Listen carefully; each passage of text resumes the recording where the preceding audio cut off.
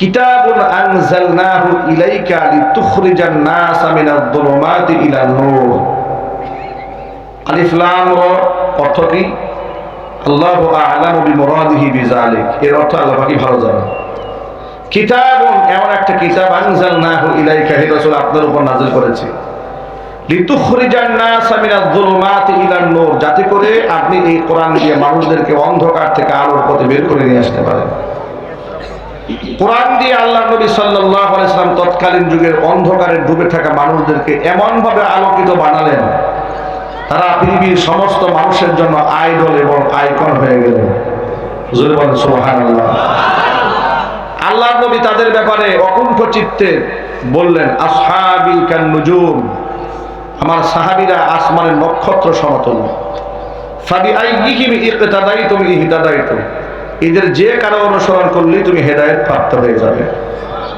সাহাবায়ে কেরাম এক একজনের আদর্শ হয়ে গেলেন। একটু যদি বলেন সুবহানাল্লাহ। আচ্ছা প্রিয় ভাইরা, ওয়াজ মাহফিলে কোরআন শরীফের কোনো বিধিবিধান যদি বক্তা কোরআন থেকে বলে, এটা হাসি মুখে মানতে আমাদের কোনো অসুবিধা আছে? বিধান যদি হয় আল্লাহ, বিধান যদি হয় আল্লাহ রসুলের, পদ্ধতি যদি হয় আল্লাহর দেখানো, সিস্টেম যদি হয় আল্লাহর নবীর দেখানো, তাহলে সেটা আমাদেরকে মেনে নিতে আমাদের কোনো আপত্তি আছে? আপত্তি থাকার কথাও নয়। যার আপত্তি থাকে তার ইমানি দুর্বলতা আছে, ঠিক কিনা বলেন? আর কোরআনে সূরা আহজাবের 36 নম্বর আয়াতে এই বিষয়টা আল্লাহ একদম পরিষ্কার বলে দিয়েছেন। আল্লাহ পাক বলেন, ওয়ামা কানা লিমুমিনিন ওয়ালা মুমিনাতিন ইযা কাদাল্লাহু ওয়া রাসূলুহু আমরা আন ইয়াকুনা লাহুমুল খিয়ারাতু মিন আমরিহিম ومن يعص الله ورسوله فقد ضل ضلالا مبينا। সূরা আহজাবের 36 নম্বর আয়াতে আল্লাহ পাকের স্পষ্ট ঘোষণা, ইযা কাদাল্লাহু ওয়া রাসূলুহু আমরা, আমি আল্লাহ এবং আমার রাসূল যদি কোনো ব্যাপারে কোনো সিদ্ধান্ত দিয়ে ফেলে, কোন রায় দিয়ে ফেলে, কোন ফয়সালা দিয়ে ফেলে, তাহলে ওয়ামা কানা লিল মুমিনিন ওয়ালা মুমিনাতিন, পৃথিবীর কোন ঈমানদার নারী পুরুষের অধিকার থাকে না আমি আল্লাহ এবং আমার রাসূলের সিদ্ধান্তের মধ্যে হস্তক্ষেপ করে। আল্লাহর সিদ্ধান্তে, রাসূলের সিদ্ধান্তে হস্তক্ষেপ করার কোনো অধিকার কি ভাই আমাদের আছে? আমরা কে যে আল্লাহর সিদ্ধান্তে হস্তক্ষেপ করব? ঠিক কিনা বলেন? আমরা কে? আমি আমার রাসূলের সিদ্ধান্তে হস্তক্ষেপ করব? আমি কে? আল্লাহ পাক বলেন, ওয়া মান ইয়াসিল্লাহা ওয়া রাসূলাহু, যদি আমি আল্লাহ এবং আমার রাসূলের সিদ্ধান্তকে অমান্য করে, ফাকাদ দাল্লা দালালান মুবিনা, সেই ব্যক্তি সুস্পষ্ট গোমরা হয়ে যাবে। আল্লাহর সিদ্ধান্ত কিভাবে মানতে হয় দেখেন। আল্লাহর হাবিবের একজন সাহাবী, নাম তার জুলাইবি রাদিয়াল্লাহু তাআলা আনহু, কালো মানুষ ছিলেন, খাটো মানুষ ছিলেন, টাকা পয়সা ছিল না, কিন্তু তাকওয়া এবং পরহেজগারি তার উজ্জ্বল দৃষ্টান্ত ছিলেন তিনি। যার জন্য আল্লাহর নবী তার ব্যাপারে বলেছেন, জুলাইবি, আমি মুহাম্মদ সাল্লাল্লাহু আলাইহি সাল্লামের, আর আমি মুহাম্মদ সাল্লাল্লাহু আলাইহি সাল্লাম জুলাইবির। কি দামি কথা না এটা? একটা রাজনীতিবিদ যদি কেউ বলে যে ও আমার, খালেদা জিয়া যদি বলে যে বিএনপির একটা বক্তব্য দিয়ে গেল যে ও আমার লোক, কি কথাটার ওজন আছে না ভাই? রাসূল বলেন জুলাইবি আমার, আমি রাসূল জুলাইবির। সুবহানাল্লাহ। অথচ এই লোকটার না আছে কোনো টাকা পয়সা, না আছে চেহারা, কিচ্ছু নাই, কিন্তু তাকওয়ার উজ্জ্বল দৃষ্টান্ত।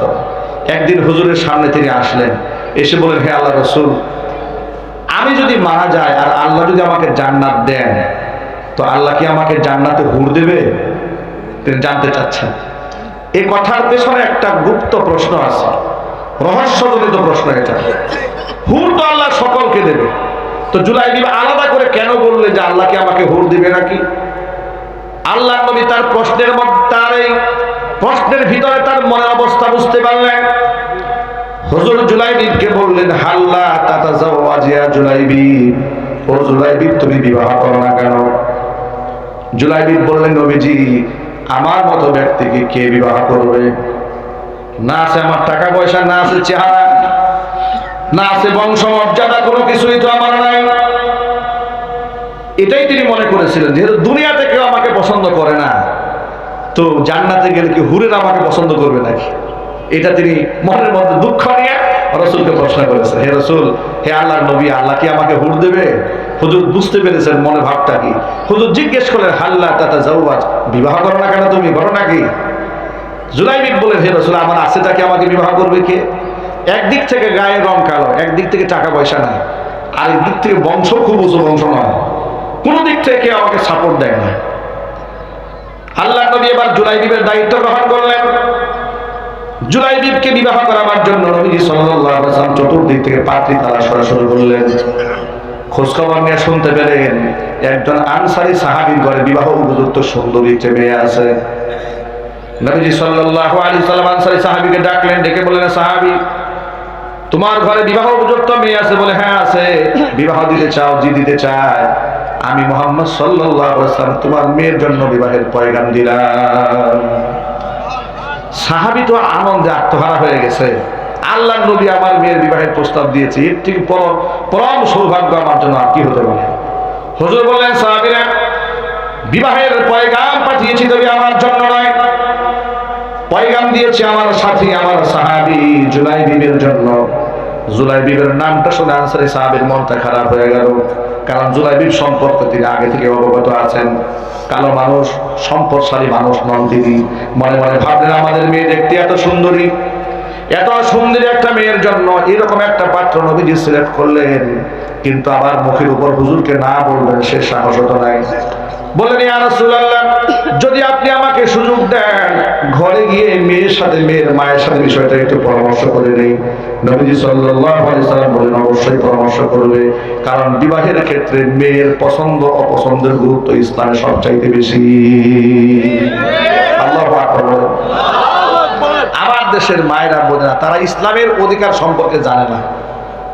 তারা মনে করে ইসলাম তাদেরকে বন্দী করেছে। ইসলামে মেয়েদের হকের মাসালাগুলো জানতো মেয়েরা, পৃথিবীর সব তন্ত্র মন্ত্র বাদ দিয়া ইসলামের অধিকার আদায়ের জন্য রাজপথে নেমে মহিলারা মিছিল করত। ইসলামে মা বোনদের এত অধিকার দেওয়া হয়েছে। সুবহানাল্লাহ বলেন। আল্লাহ নবী বললেন, মেয়ের সাথে পরামর্শ করে আসো। এবার তিনি ঘরে গেলেন, মনে মনে ভাবলেন যে ছেলেটি আমারই পছন্দ না, সেই বিষয় নিয়ে তো মেয়ের সাথে পরামর্শ করার কোনো দরকার নাই।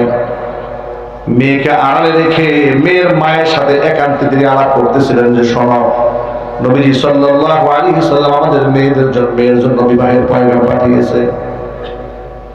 এই কথা শুনে আনসারী সাহাবীর স্ত্রী, মেয়ের মা, সেও খুশি হয়ে গেছে। হুজুর প্রস্তাব দিয়েছে, বড় একটা ব্যাপার না, এটা সৌভাগ্যের ব্যাপার।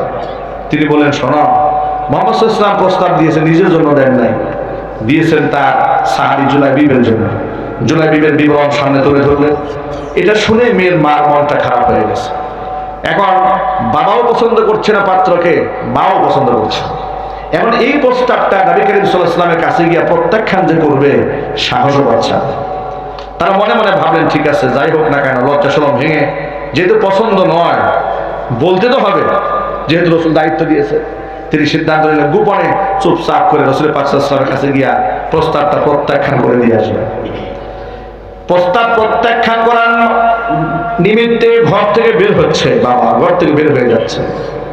এমন সময় পেছন দিক থেকে মেয়েটি তার বাবাকে ডাক দিয়ে বলছেন, আব্বা যান, দাঁড়ান, কোথায় যান? কার প্রস্তাব আপনি প্রত্যাখ্যান করতে যাচ্ছেন?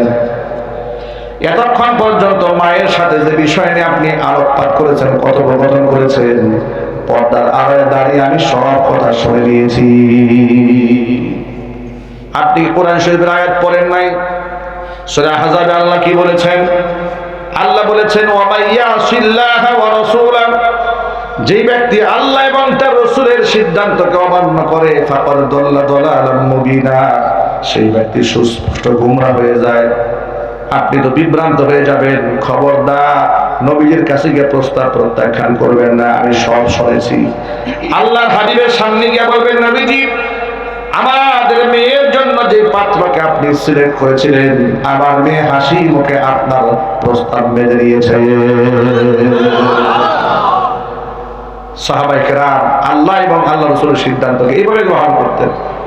আমাদের মতো না, যেটা আমাদের পছন্দ হয় আমরা মানি, যেটা পছন্দ হয় না ওটা আমরা মানি না। ঠিক কিনা জোরে বলেন? এদেশের মুসলমানদের সবচেয়ে বড় সমস্যা এই জায়গায়। মুসলমানরা ইসলাম মানে যেটা পছন্দ হয়, যেটা পছন্দ হয় না ওটা আর মানে না। যেমন উদাহরণস্বরূপ বলা যায়, দাড়ি রাখার আমলটা অনেক যুবকের পছন্দ না, মুসলমান। ঠিক না ঠিক? অথচ এখানে স্টেজে অনেক আলেমরা আছে, ফিকহের কিতাবে দাড়ি সম্পর্কে কি আসছে জিজ্ঞেস করবেন। পৃথিবীর সমস্ত ফাকিহরা এই ব্যাপারে একমত, দাড়ি রাখা ওয়াজিব। ঠিক কিনা বলেন? এটা শুধু সুন্নাহ না, এটা দাড়ি রাখা ওয়াজিব। কিন্তু এই ব্যাপারে দেখেন কত উদাসীন আমরা, গাফেল। আমার মায়েদের জন্য পর্দা করা সুন্নত না ফরজ, এই ব্যাপারে দেখেন আমরা কতটা উদাসীন। অনেক লোক আছে মসজিদে নামাজ পড়ে কিন্তু ঘরের বউরে পর্দা করায় না। নামাজ পড়ে, হজও করে, উমরাও করে, মেয়েকে বিশ্ববিদ্যালয়ে পাঠিয়ে দিয়েছে জিন্সের প্যান্ট পরায়। বাস্তবতা আছে না নাই জুড়ে বলে? হাদি সাহেবের মেয়ে বিশ্ববিদ্যালয়ে গিয়েছে জিন্সের প্যান্ট পরে। হাদি সাহেব মেয়ে বিবাহ দিচ্ছে, ঢাকা থেকে শিল্পী নিয়ে আসছে, গায়ে হলুদের অনুষ্ঠানে নাচাবে বলে। বাস্তবতা নাই বাংলাদেশে? গায়ে হলুদের অনুষ্ঠান ধুমধাম করে সাউন্ড বক্স বাজাচ্ছে, প্রভাবশালী প্রতাপশালী, আপনি কিচ্ছু বলতে পারবেন না। হাতটাকে মসজিদ কমিটির সভাপতি, সেক্রেটারি, এগুলো নামাজও পড়ে না ঠিক মতো, সভাপতি হয়ে বসে আছে, সেক্রেটারি হয়ে বসে আছে। ওয়াজ মাহফিলের প্রধান অতিথি, নামাজ নাই। কথা বলা যায় কেন? সূরা ফাতিহা ঠিক নাই, কিন্তু ইমাম বক্তার আগে, বক্তার উপরে মোটা করে নামটা দিতে হবে, তা না দিলে কলিজা ঠান্ডা হয় না। কথা ঠিক নেবে ঠিক? জাহিলিয়াত জিহালাতের একটা তো সীমা থাকা উচিত, মূর্খতার একটা স্কেল থাকা উচিত। আমার প্রিয় ভাইরা, কাউকে মনে আঘাত দেওয়ার জন্য কথাটা বলিনি, বুঝাবার জন্য বলছি। ইসলামের বিধিবিধানটা এমন, আপনি যদি সব মনে যেটা পছন্দ হয় শুধু সেটাই মানেন, পছন্দ না হয় সেটা যদি না মানেন, তাহলে তো আপনি আল্লাহর কথার আনুগত্য করলেন না, আল্লাহর দাসত্ব করলেন না, নিজের নফসের গোলামি করলেন। ঠিক কিনা বলেন? মানে আমার সব পছন্দনীয় বিষয় আমি মানবো, অপছন্দনীয় বিষয় বাদ দেব। তাহলে কি আমি আল্লাহর গোলাম হতে পারলাম? আমি কার গোলাম হলাম? আমার নফসের গোলাম হয়ে গেলাম। যদি আমার পছন্দ হলে মানবো, পছন্দ না হলে মানবো না।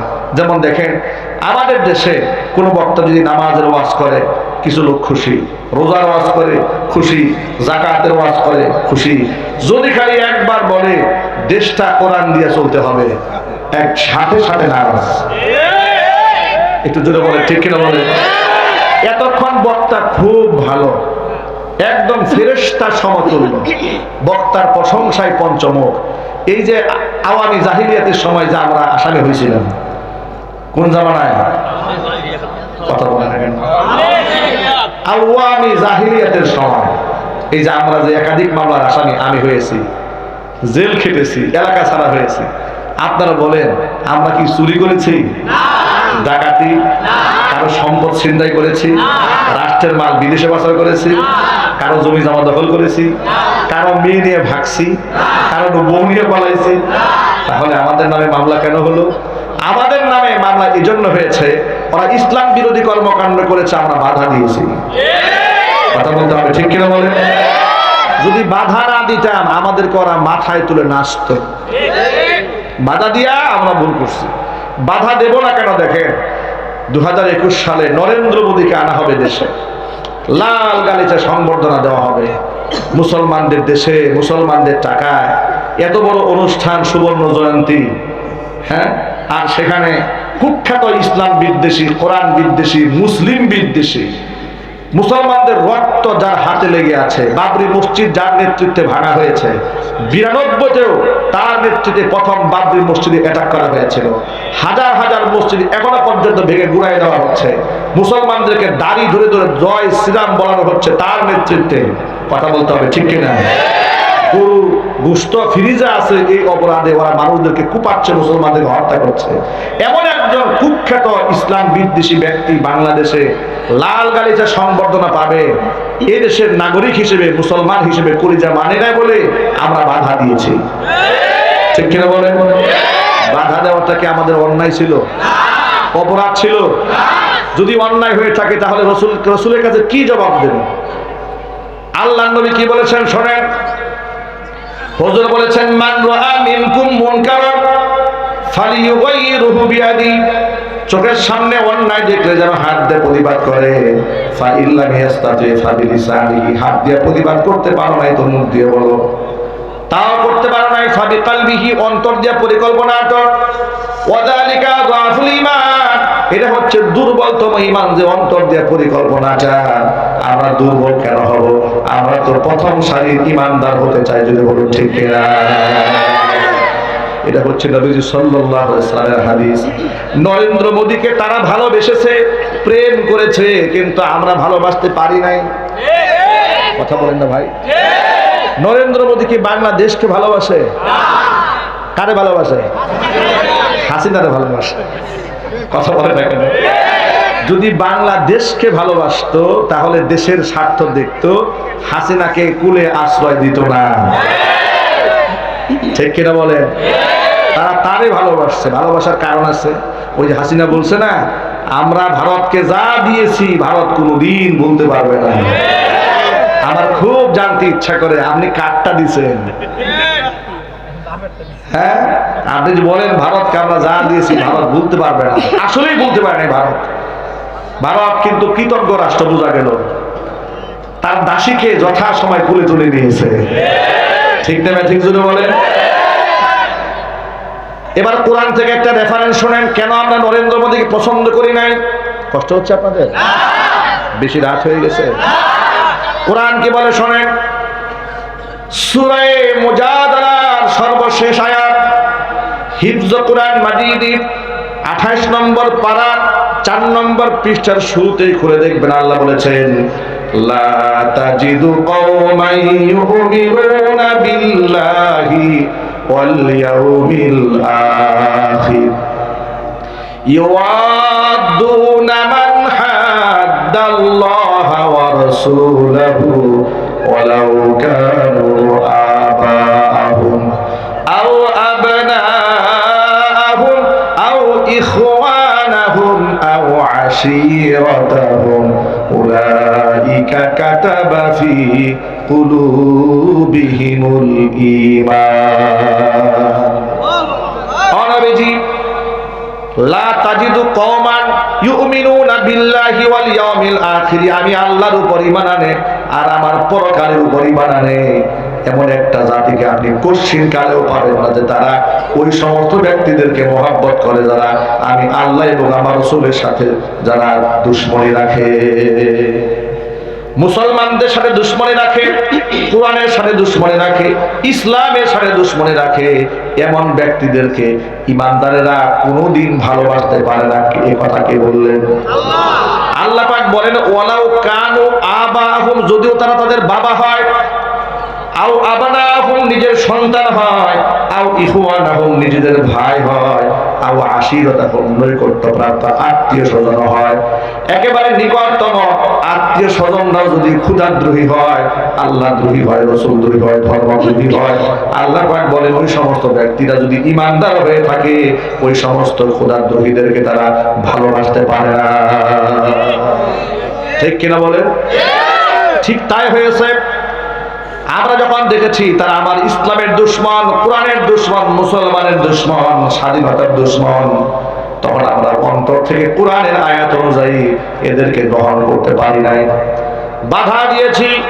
নরেন্দ্র মোদীকে আসতে আমরা বাধা কেন দিলাম? 2021 সালে 2600 আলেমের নামে স্বৈরাচারী মামলা দিয়ে জেলখানায় ঢুকাই দিয়েছিল। 2021 সাল থেকে 24 সাল পর্যন্ত আমি বুটবাজার কেন্দ্রীয় মসজিদে নামাজ পড়াতে পারি। কথা বলেন ঠিক কিনা বলেন? ওরা আমাকে মসজিদে ঢুকতে দেয় নাই, রেড অ্যালার্ট দিয়েছিল, ঢুকলে আমার গ্রেফতার করবে। যে বাড়িতে ভাড়া থেকেছি বাড়িতে থাকতে দেয় নাই, বাড়িওয়ালাকে বলে দিয়েছে মাদানী সাহেবকে না করে দেবেন, উনি থাকতে পারবে না। কেন? আমার কথায় নাকি রেভলিউশন তৈরি হয়, বিপ্লব তৈরি হয়, আমার কথায় নাকি মানুষ উত্তেজিত হয়, মানুষ নাকি নারাই তাকবীর বলে, মানুষ নাকি আমার ডাকে লক্ষ লক্ষ মানুষ রাজপথে ঝাঁপিয়ে পড়ে, এই জন্য আমাকে ওরা গাজীপুরে থাকতে দেবে না, রেডে লাভ দিয়ে দিল। ভাইরা আমার, প্রতিবাদ জানালাম, আরেক জায়গায় প্রতিবাদ জানিয়েছি যখন দেখলাম বাংলাদেশের বিভিন্ন উপজেলাতে সরকারি টাকায় বঙ্গবন্ধুর ভাস্কর্যের নামে মূর্তি বানানো হচ্ছে। ঠিক কিনা বলে? রাস্তায় রাস্তায় মূর্তি বানানো, এটা কি মুসলমানদের কাজ? প্রেসক্রিপশনটাই মুসলমানের না, এই প্রেসক্রিপশনটা ভারতের। কথা ঠিক কিনা বলেন? ওরা রাস্তায় রাস্তায় মূর্তি বানাচ্ছে। আমরা বললাম মৃত ব্যক্তিদের জন্য মূর্তি না বানিয়ে মৃত ব্যক্তির নামে মসজিদ বানান। আমার বয়ান এখন রেকর্ড আছে, ইউটিউবে সার্চ দিলে আমি কি বলেছিলাম ওই সময় আপনারা শুনতে পারবেন। আমি বললাম জুমার মসজিদে বুটবাজারে যে আপনারা মৃত ব্যক্তির নামে এই সমস্ত মূর্তি না বানিয়ে আপনারা মসজিদ বানান, এতিমখানা করেন, ইসলামের সবের ব্যবস্থা হবে। ঠিক না ভাই? আমরা কি খারাপ কথা বলছি? কিন্তু ওরা থানায় মিটিং করলো আমার নামে। আমি বঙ্গবন্ধুর বিরুদ্ধে জুমায় ওয়াজ করছি, জাতির পিতার বিরুদ্ধে আমি ওয়াজ করছি, সুতরাং আমাকে এরা আর এখানে টিকতে দেবে না। ষড়যন্ত্র শুরু হয়ে গেল। দুইটা ইস্যু, এক হচ্ছে ভাস্কর্য বিরোধী কথা বলেছি, একটা ইস্যু নরেন্দ্র মোদী ইস্যুতে কথা বলেছি। দুইটা ইস্যুকে জমা করলো। বাইতুল মোকাররমে নামাজ যত মুসল্লিদেরকে পিটাইলো, গুলি করলো, হত্যা করলো, প্রতিবাদ জানিয়েছি। তিনটা জায়গায় আমি অন্যায় প্রতিবাদ জানিয়েছি। আমি আমার বক্তৃতার মধ্যে দাঁড়িয়ে বলেছিলাম যে এটা আবার কেমন স্বাধীনতা, যে আমি স্বাধীনভাবে কথা বলতে পারি না, আমি এই স্বাধীনতা মানি না। এই কথাটা নাকি রাষ্ট্রদ্রোহী হয়েছে। আমার ওসি সাহেব বললেন যে আপনি বক্তৃতার মধ্যে বলছেন এটা কেমন স্বাধীনতা, আমি এই স্বাধীনতা মানি না, আপনি দেশদ্রোহিতা করছেন। সুতরাং আপনার বিরুদ্ধে এরা খুব ক্ষেপা, আপনার গাজীপুরে থাকতে দেবে না। আমাকে তারা থাকতে দেয় না, চারটা বছর পর্যন্ত মসজিদে ঢুকতে দিল না। একটা বিদায় নেওয়ার জন্য সুযোগ চেয়েছিলাম যে আমি এত বছর নামাজ পড়িয়েছি, একটু বিদায় নেওয়ার সুযোগ দেন। তারা বললো না, আপনি বিদায় নিতে গেলে আপনার ভক্তবিন্দুরা দাঁড়াই থাকবে বলে দাঁড়াই যাবে, তাহলে বিদায়টা হবে না, এটা করা যাবে না। দেখেন একটু সুযোগ করা আমাদেরকে দিল না, চোরের মতো আমাদেরকে পালিয়ে থাকতে হয়েছে। অবস্থা অতিলকালা ইয়ামুন উদাবিলুহা বাইনান নাস, দিন কিন্তু আল্লাহর হাতে। দিন কার হাতে? দিন আল্লাহর হাতে। আল্লাহই পরিবর্তন করে দিয়েছেন। ওরা আমাদের মুসল্লিদের কাছ থেকে আমাদেরকে বিদায় নিতে দেয় নাই, বিদায় নেওয়ার সুযোগ আল্লাহ স্বৈরাচারীকে দেয় নাই। স্বৈরাচারী চেয়েছিল সেনাবাহিনীর কাছ থেকে আমার 1 ঘন্টা সময় দেয়, আমি জাতির উদ্দেশ্যে একটা ভাষণ দেই। সেনা অফিসার বলেছে সময় 45 মিনিট। ভাষণ দিবেন না গাড়ি বুঝটা গুল করবেন, সিদ্ধান্ত আপনার। চামড়া কিন্তু থাকবে না, ছাত্র কিন্তু আসতেছে, দে কাছাকাছি চলে আসছে। স্বৈরাচারী মনে মনে ভাবে গোষ্ঠী বাড়ি বক্তৃতার, তাড়াতাড়ি সুটকেস গুছাও, হেলিকপ্টার স্টার্ট দাও। কথা ঠিক কিনা বলেন? ভাষণ দেওয়ার সুযোগ দেওয়া হয় নাই, চোরের মতো দেশ থেকে পালিয়ে যেতে বাধ্য হয়েছে। যারা আলেমদেরকে বিদায় নেওয়ার সুযোগ দেয় না, আল্লাহ পাক স্বৈরাচারীকে বিদায় নেওয়ার সুযোগ দেয় না, জুতা পিটা করে তাড়িয়ে দিয়েছে। কথা বলেছে।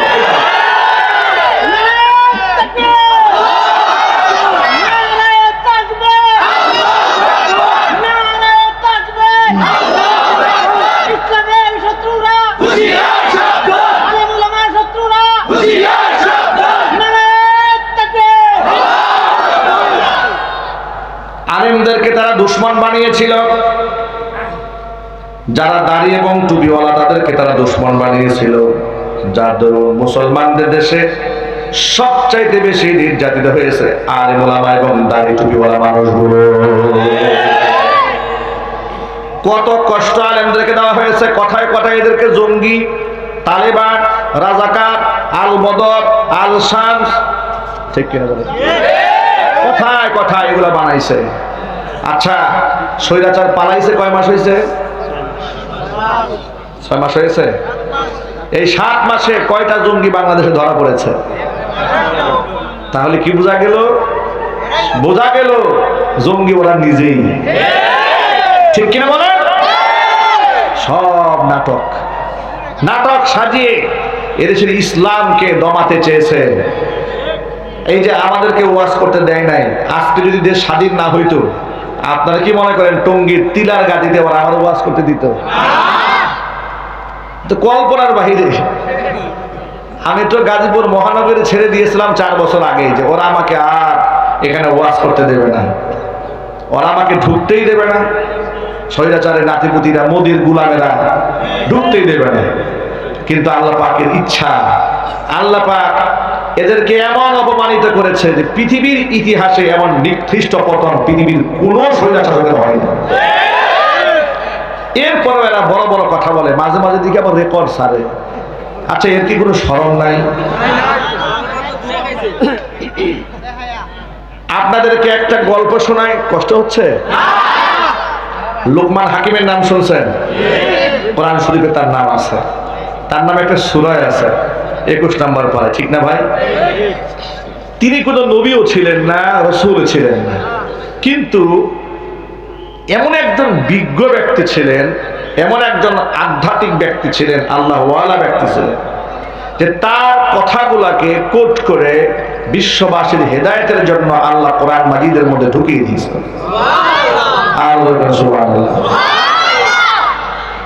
লোকমান হাকিম তিনি একটা কথা বলেছেন, তিনি তো কৃতদাস ছিলেন, গোলাম ছিলেন, তো তার যে মনিব, তার মনিব লোকমান হাকিমের অ্যাটিটিউড, এর কথাবার্তা, ভাব ভঙ্গিমা দেখে বুঝতে পারতেন যে লোকটা খুব জ্ঞানী মানুষ। কি জ্ঞানী মানুষ বোঝা যায় না দেখলে ভাই? চাল চলন, উঠা বসা, কথাবার্তা বলা, কথার গভীরতা দেখে বোঝা যায় যে লোকটার মধ্যে জ্ঞান আছে। লোকমান হাকিম তার জ্ঞানের গভীরতা বুঝবার জন্য লোকমান হাকিমের মনিব লোকমান হাকিমকে একদিন ডেকে বলছে, লোকমান, তুমি আজকে একটা ছাগল জবাই করবে, ছাগল বা খাসি একটা জবাই করবে। জবাই করার পরে এই খাসির সবচাইতে উৎকৃষ্ট মানের 2টা অঙ্গ কেটে আমার সামনে হাজির করবে। লোকমান হাকিম খাসিটা জবাই করলেন। খাসি জবাই করে গোটা দেহের সবচাইতে উৎকৃষ্ট 2টা অঙ্গ কেটে পেয়ালার মধ্যে এনে মনিবের সামনে হাজির করলেন। উনি তাকায় দেখে উৎকৃষ্ট অঙ্গ বলতে বুঝিয়েছে তার হৃৎপিণ্ড এবং জিহ্বা, জিহ্বা আর হৃৎপিণ্ড, কল্ব, এইটা 2টা জিনিস কেটে লোকমান হাকিম মনিবের সামনে হাজির করেছে। তিনি বললেন, গোটা দেহের মধ্যে এর চাইতে দামি আর অঙ্গ নেই। সুবহানাল্লাহ বলেন। তিনি বলে, এই 2টা অঙ্গ ঠিক হয়ে গেলে গোটা দেহ ঠিক হয়ে যায়, আর গোটা দেহটা সম্মানিত হয় 2টা অঙ্গের কারণে। কিছুদিন পরে আবার লোকমান হাকিমকে মনিব ডাকলেন, লোকমান শোনো, তুমি আজকে আরেকটা খাসি জবাই করবে, এবার সবচাইতে নিকৃষ্ট অঙ্গ 2টা কেটে আমার সামনে হাজির করবে। লোকমান হাকিম নিকৃষ্ট 2টা অঙ্গ কেটে মনিবের সামনে হাজির করে দিলেন। মনিব তাকায় দেখে উৎকৃষ্ট অঙ্গের কথা বলার কারণে যে 2টা অঙ্গ কেটে এনেছিলেন, নিকৃষ্ট অঙ্গের কথা বলার পরে লোকমান হাকিম সেই 2টা অঙ্গ কেটে হাজির করেছে। জিজ্ঞেস করে, লোকমান ব্যাপারটা কি? দামি অঙ্গের কথা বললাম, তুমি জিহ্বার হৃৎপিণ্ড নিয়ে এসেছিলে, খারাপ অঙ্গের কথা বললাম, তুমি আবারও জিহ্বার হৃৎপিণ্ড নিয়ে হাজির করলে। লোকমান হাকিম বললেন, মনিব শোনেন, দেহের এই 2টা অঙ্গ এতটাই দামি, যদি ভালো হয় এর থেকে ভালো অঙ্গ আর থাকে না, আর জবান আর হৃৎপিণ্ড যদি কারো খারাপ হয়ে যায় এর চাইতে নিকৃষ্ট অঙ্গ দেহের মধ্যে আর থাকে না। আল্লাহ নবী সাল্লাল্লাহু আলাইহি ওয়াসাল্লাম এই ব্যাপারে একটা হাদিস বলেছেন, আলা ইন্না ফিল জাসাদি লামুদগা ইযা সালুহাত সালুহাল জাসাদু কুল্লুহু ওয়া ইযা ফাসাদাত ফাসাদাল জাসাদু কুল্লু। দেহের মধ্যে একটা অঙ্গ আছে, সেই অঙ্গটা যদি ভালো হয়ে যায় গোটা দেহ ভালো হয়ে যায়, আর অঙ্গ যদি খারাপ হয়ে যায় গোটা দেহটাই খারাপ হয়ে যায়। আলা ওয়াহিয়াল কলব, মনে রেখো সেটা হচ্ছে মানুষের কলব।